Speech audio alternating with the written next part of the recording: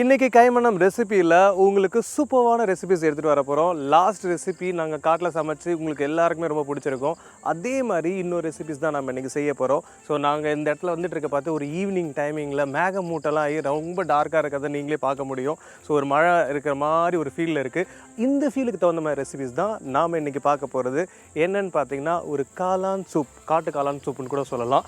So அந்த காளான் soup கூட ஒரு அருமையான காளான் ஆம்லெட், இது ரெண்டுமே ரொம்ப ஈஸியான ரெசிபி. இந்த ஈவினிங் டைமுக்கு ரொம்ப எக்ஸலண்ட்டாக இருக்கும். வாங்க செய்ய ஆரம்பிச்சிடலாம்.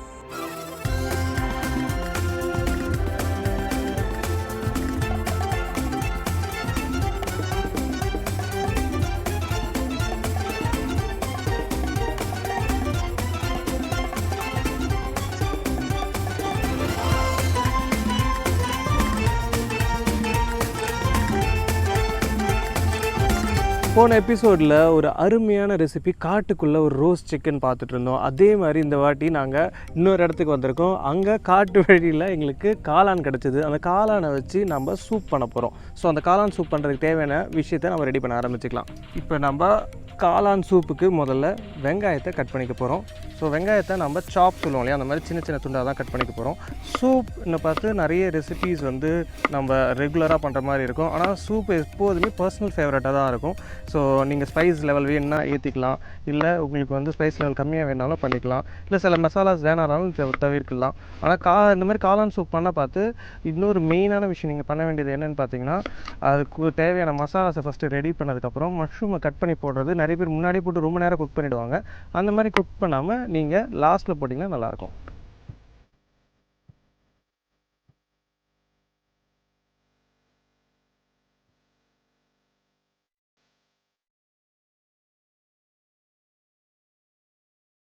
ஸோ இப்போ நெக்ஸ்ட்டு இந்த சூப்புக்கு தேவையான தக்காளியை நம்ம சாப் பண்ணிக்க போகிறோம்.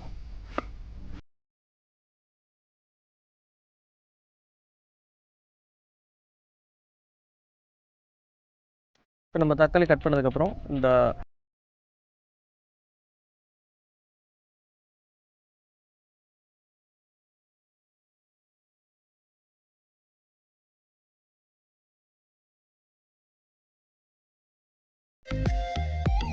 இப்போ நம்ம சூப்புக்கு தேவையான பச்சை மிளகாய் ரெடி பண்ணதுக்கப்புறமா நம்ம பூண்டு, இஞ்சி, அது கூட சின்ன வெங்காயம், ஸோ இது எல்லாத்தையும் நம்ம போட்டு இடித்து சேர்த்துக்க போகிறோம். அதுக்கப்புறம் மஷ்ரூமை நம்ம குக் பண்ண பார்த்தே அதுக்கு மேலே ஸ்லைஸ் பண்ணி போட்டுக்கிட்டோன்னா காட்டு காளான் ரெடி ஆகிடும். ஸோ ஆல்மோஸ்ட் இடிக்கிறதுக்கு தேவையான விஷயங்கள்லாம் ரெடி ஆகிடுச்சு. இதில் ரெண்டு விஷயம் இருக்கும். நார்மலாக இந்த மாதிரி வெஜிடபிள்லாம் போட்டு நம்ம குக் பண்ணிவிட்டு அது கூடயே சேர்த்து சாப்பிட்டா சில பேருக்கு பிடிக்கும், சில பேர் அதை வந்து ஸ்ட்ரைன் பண்ணி சாப்பிட்டா தான் பிடிக்கும். ஸோ உங்களுக்கு எப்படி ப்ரிஃபரன்ஸோ அப்படி பண்ணிக்கலாம். நான் இன்றைக்கி ஸ்ட்ரைன் பண்ண போகிறதில்ல. இது எல்லாத்தையும் ஒரே ஷாட்டில் குக் பண்ணிவிட்டு ஸ்ட்ரைன் பண்ணாமல் அப்படியே டேஸ்ட் பண்ண போகிறோம். ஸோ இப்போ இடிக்கிறதுக்கு தேவையானதை ரெடி பண்ணிக்கலாம்.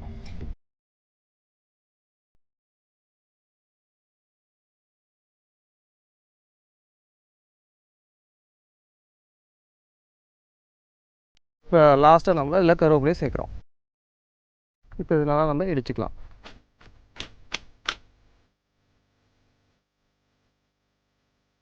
மோஸ்ட்லி சூப்புக்கு மட்டும் இல்லை, ரசம் எல்லாத்துக்குமே இடித்து போட பார்த்து எந்த சாராக இருந்தாலுமே சூப்பராக இருக்கும். எஸ்பெஷலி சூப்பு ரசத்துக்கு இந்த மாதிரி பண்ண பார்த்து ஒரு டிஃப்ரெண்ட் டெக்ஸ்சர்ஸ் எல்லாமே கிடைக்கும். ஏன்னா இடித்து நீங்கள் தண்ணியில் போட்டு கொதிக்க வைக்க பார்த்து அதில் இருக்கக்கூடிய தன்மைகள் எல்லாமே அந்த தண்ணிக்கு வர பார்த்து அந்த சாறு ரொம்ப டிஃப்ரெண்ட்டாக டேஸ்டியாகவும் இருக்கும். நம்ம எந்த டிஷ்ஷை போட்டு இடிச்சிருக்கோமோ அதோடய ஃப்ளேவர் நல்லாவே அந்த சாரில் தெரியும். ஸோ இப்போ இடித்தாச்சு, நெக்ஸ்ட்டு குக் பண்ண ஆரம்பிச்சிக்கலாம்.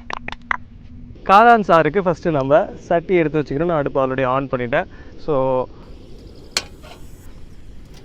இப்போ நம்ம இதுக்கு தேவையான வெஜிடபிள் நம்ம கட் பண்ணி வச்சுருந்தோம்ல அதெல்லாம் போட்டு நல்லா வதக்கிக்க போகிறோம். முதல்ல கொஞ்சமாக எண்ணெய் சேர்க்க போகிறோம். எந்த சாறு சேர்த்தாலுமே வந்து நம்ம எண்ணெய் அதிகமாக போடக்கூடாது.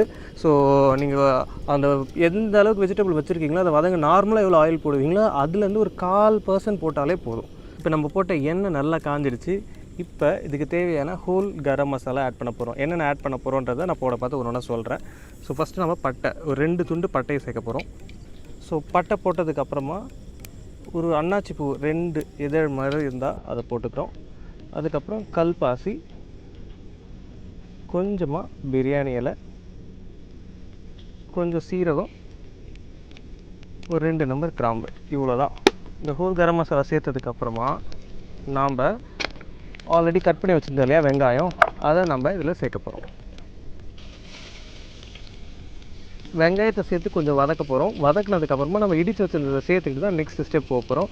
இப்போ இது வதக்கிறதுக்கு முன்னாடி நம்ம கொஞ்சமாக மஞ்சத்தூள் சேர்க்குறோம். அதில்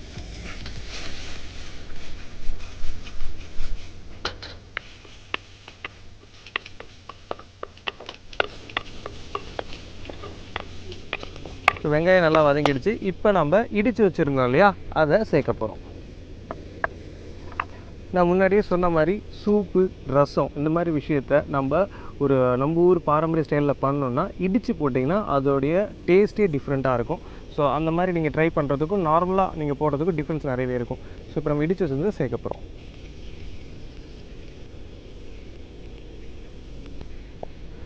சேர்த்ததுக்கப்புறமா காரத்துக்கு தேவையான அளவுக்கு பச்சை மிளகா, அந்த பச்சை மிளகாயை நம்ம சேர்க்குறோம். இதை ஒரு 2 நிமிஷம் வதக்கிக்கலாம்.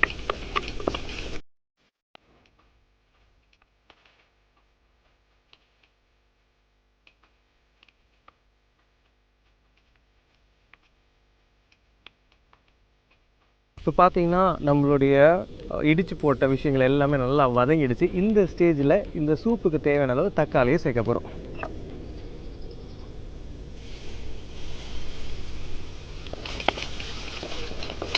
எப்போதுமே நம்ம நிறைய எபிசோடில் சொன்ன மாதிரி எப்போதுமே நீங்கள் வெங்காயம் சேர்த்த உடனே மஞ்சத்தூள் சேர்த்துக்கோங்க.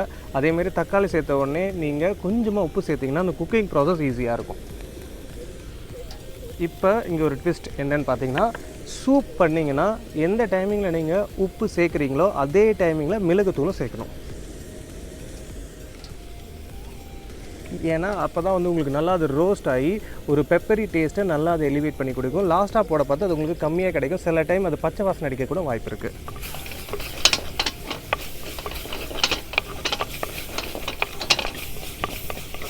இப்போ தக்காளி கொஞ்சம் நல்லா குக் ஆகணும். குக் ஆனதுக்கப்புறம் இதுக்கு தேவையான மசாலாவை சேர்த்துட்டு நம்ம மஷ்ரூமை சேர்க்க போகிறோம்.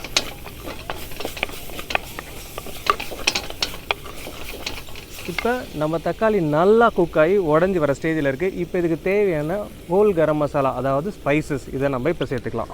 ஆல்ரெடி சூப்பில் மிளகுத்தூள் இருக்குது. மற்ற மசாலா சேர்க்க பார்த்து அதில் ஞாபகத்தில் வச்சுக்கணும். கொஞ்சமாக நம்ம சூப்புக்கு தேவையான அளவு சில்லி பவுடர். இப்போ நம்ம மிளகாத்தூள் சேர்த்ததுக்கப்புறமா கொஞ்சமாக மல்லித்தூள் சேர்க்க போகிறோம். மல்லித்தூளுக்கப்புறம் சீரகத்தூள் சேர்த்ததுக்கப்புறம் கொஞ்சமாக சோம்புத்தூள். பெருங்காயம் ரொம்ப கம்மியாக ஆட் பண்ணிக்கோங்க. ஸோ நான் ஒரு பிஞ்சுன்னு சொல்லலாம், அதாவது ஒரு சிட்டிகை அளவுக்கு சேர்த்துருக்கேன். இப்போ இதை நம்ம லைட்டாக வதக்கிக்கிறோம்.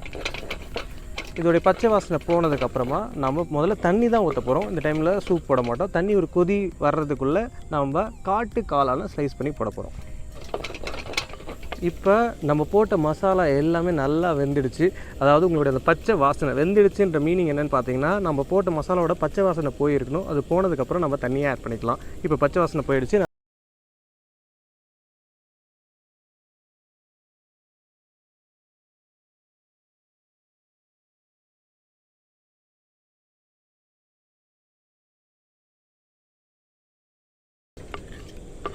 சூப்புன்னு பார்த்து ரொம்ப கொதிக்கக்கூடாது. ஸோ ஒரு சிம்மில், வீட்டில் நீங்கள் பண்ணுறீங்கன்னா சிம்மில் பண்ணலாம். இல்லைனா ஒரு மீடியமான ஹீட்டில் கொஞ்சம் லாங் டைம் குக் பண்ணிங்கன்னா தான் அந்த சாறுலாம் நல்லா உள்ளே இறங்கும். நிறைய பேர் வந்து தீயை வச்சுருவாங்க, உடனே கொதிச்சிரும், ஆனால் அதில் இருக்க டேஸ்ட் வராது. ஸோ இந்த மாதிரி நீங்கள் போட்டுட்டு காளான கடைசியாக சேர்க்கணும்னு சொன்னேன் இல்லையா, இந்த ஸ்டேஜில் இது கொதிச்சிட்டே இருக்கிறதுக்குள்ளே நம்ம காளானை சேர்க்க போகிறோம். வாங்க கட் பண்ண ஆரம்பிச்சிக்கலாம். இந்த ஸ்டேஜில் நம்ம காட்டு காளானை போட போகிறோம். உங்கள் மைண்ட் வாய்ஸ் எனக்கு கேட்குது நல்லாவே. காட்டுக்காளான்னு சொல்லிட்டு திருப்பி என்னடா நார்மல் மஷ்ரூம் வச்சுருக்கிறேன்னு தானே பார்க்குறீங்க. இந்த இடத்துல என்ன சமைச்சா நல்லா இருக்குன்ற ரைமிங்கில் சொன்னதான் காட்டுக்காளான். காட்டுக்காளானாக இருந்தானே நார்மல் காளானாக இருந்தானே, நம்மளுக்கு தேவை காளான். ஸோ இந்த காளானை இந்த ஸ்டேஜில் கட் பண்ண போகிறோம். எப்போதுமே காளான் வந்து ஸ்டெம்மை இந்த மாதிரி க்ளீன் பண்ணிவிடுங்க. க்ளீன் பண்ணிவிட்டு நான் ஆல்ரெடி இதை க்ளீன் பண்ணி வச்சுருந்தா ஸ்லைஸ் பண்ணி போடுறேன். இல்லைனா நீங்கள் தோலை உரிச்சிட்டும் போடலாம். ஸோ இப்போ நம்ம இதை இந்த மாதிரி ஸ்லைஸ் பண்ணி போட்டுக்க போகிறோம்.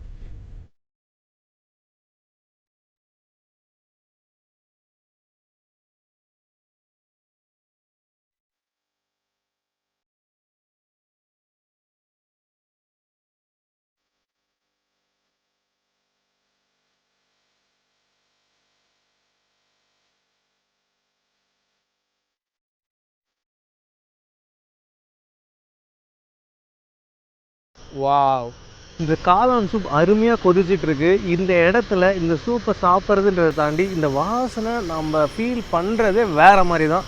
ஸோ இது கொதித்த உடனே எடுத்து இது கூட வந்து கொஞ்சம் நம்ம வேறு ஏதாவது ஒரு முருவலான ஐட்டமோ இல்லைன்னா ஒரு ஆம்லேட்டோ டேஸ்ட் பண்ணோன்னா எப்படி தெரியுமா இருக்கும். ஸோ இது கொதித்த உடனே டேஸ்ட் பண்ணி பார்ப்போம்.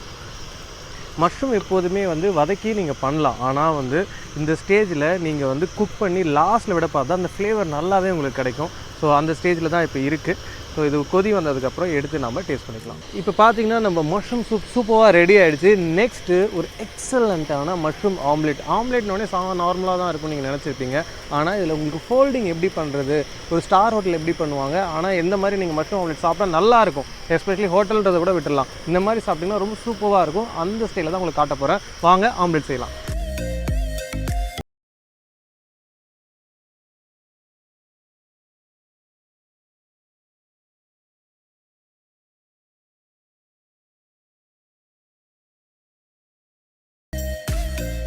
இப்போ மஷ்ரூம் ஆம்லேட்டுக்கு மஷ்ரூம் சூப்பாக ஸ்லைஸ் பண்ணிட்டோம். நெக்ஸ்ட்டு பேனை வச்சுட்டோம் நம்ம ரேஞ்சில். இது ஹாட் ஆகிட்டே இருக்குது.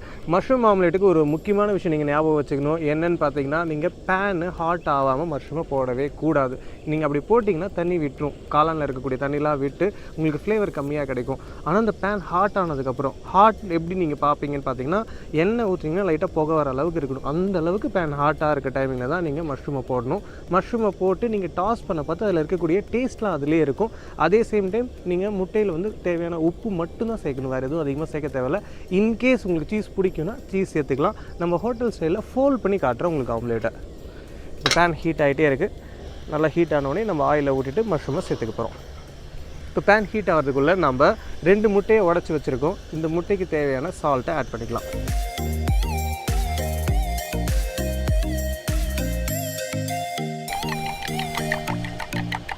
இந்த முட்டைக்கு தேவையான உப்பை சேர்த்து நம்ம அடிக்க ஆரம்பிச்சிட்டோம்.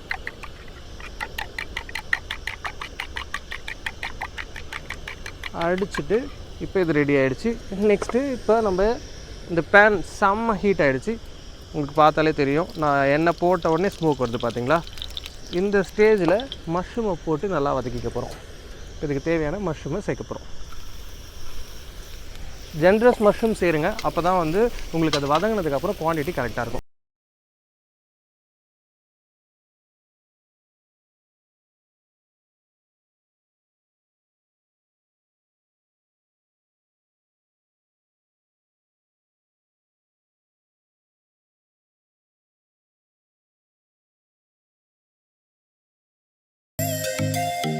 இப்போ நம்ம இந்த அடித்து வச்சுருந்தோம் இல்லையா முட்டை, அதை நம்ம இந்த ஸ்டேஜில் ஆட் பண்ண போகிறோம்.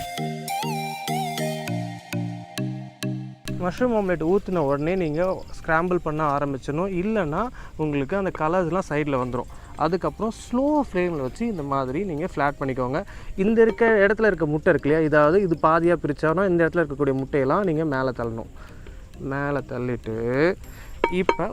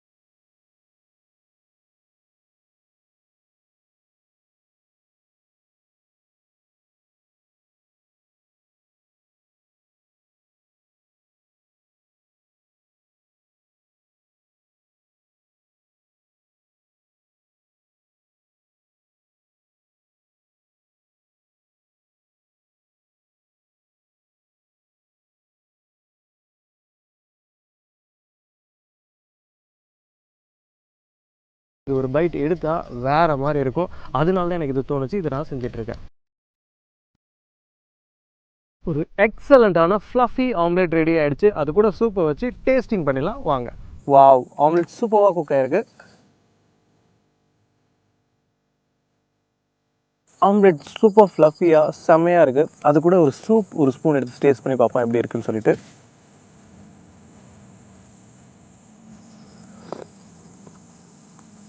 சூப்பும் இந்த ஆம்லேட்டும் ஒரு கிளாசிக் காம்போ. இந்த ரெசிபி நீங்கள் கண்டிப்பாக ட்ரை பண்ணுங்கள். இதேமாதிரி சூப்பர் ரெசிபிஸோடு நான் அவங்கள வந்து பார்க்குறேன். until then bye from Chef Saravanan.